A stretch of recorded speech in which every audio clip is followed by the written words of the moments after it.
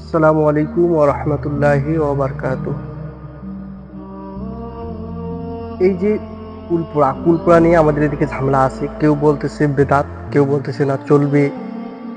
তা আমি ওইদিকে কোনো আলোচনা করব না, ওটা ওইদিকে থাক।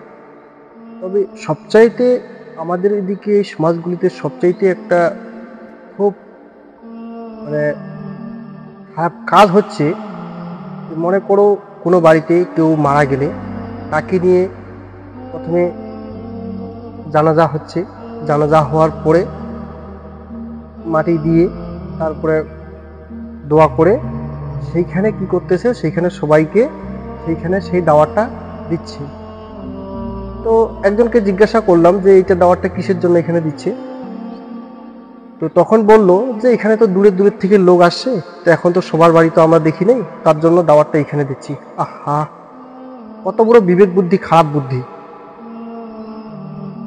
যেখানে ওই বাড়িটাতে হচ্ছে একটা শোকের দিন, শোক, বাড়িতে একজন মারা গেছে, সেই জায়গায় সেইখানে ওই বাড়ির লোককে চাপ দেওয়া হচ্ছে যে যে আপনারা কোন দিন অনুষ্ঠানটা করবেন, ওইটা আপনারা তারিখটা ডেটটা ঠিক করে নেন, তাহলে আমরা ওইখানে বলতে পারবো।